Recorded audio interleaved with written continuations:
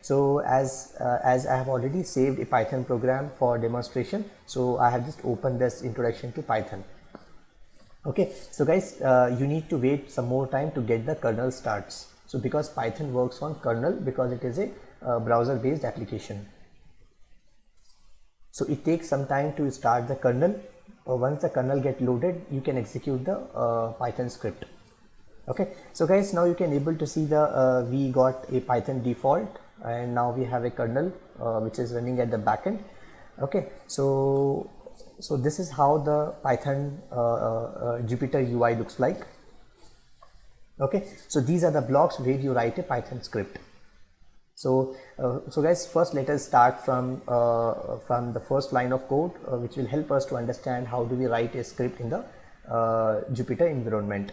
Okay, so the first thing what we do whenever you get the data is, first when you open the programming environment, first you will load the libraries and set the working directory, because working directory is the location where all your data is stored, all your input data is stored.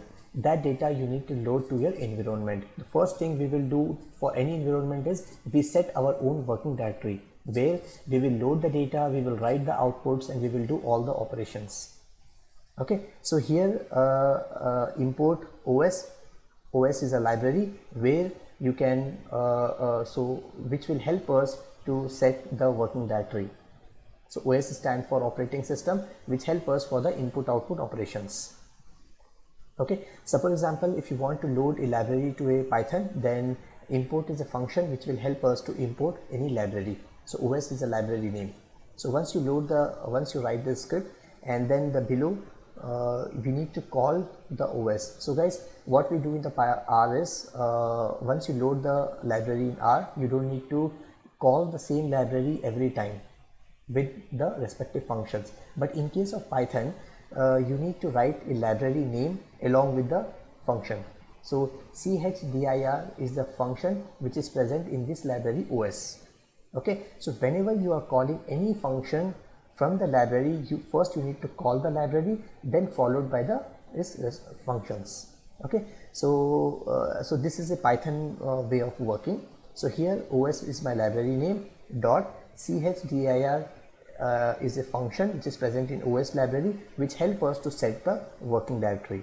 Okay, so os.chdir, under the parenthesis you need to mention the location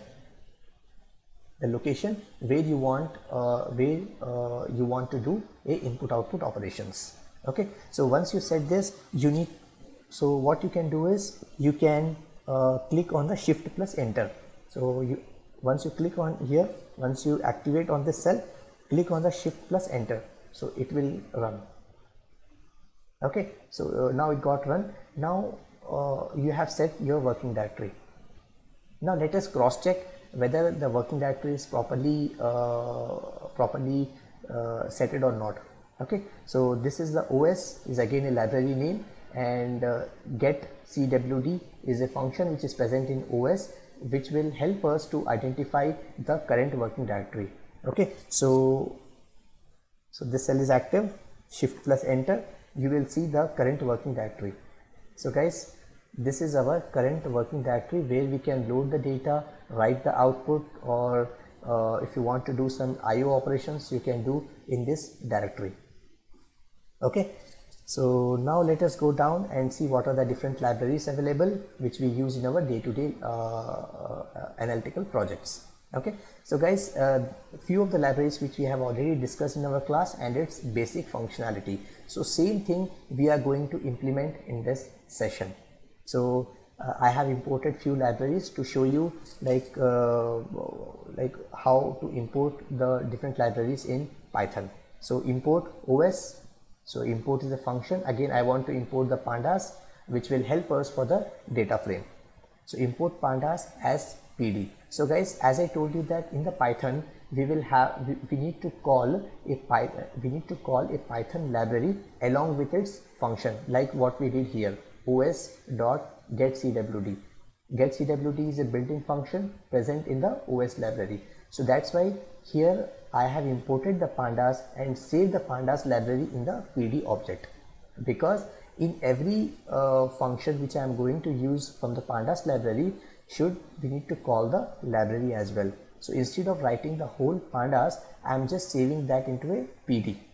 Okay, so guys, as of now, just remember that I am importing the library and saving in the PD object. Later I will show you what is the advantages of saving in a very short or a simple word.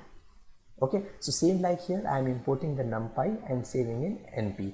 So here I am importing the matplotlib library and saving as mlt. Okay, so now let us go to first let us load these libraries.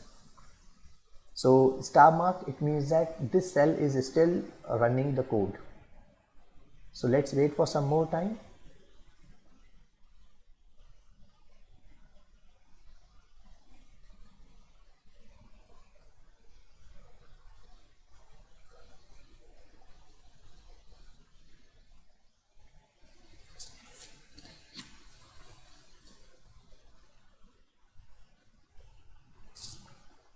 Yes, so now I have loaded all the libraries.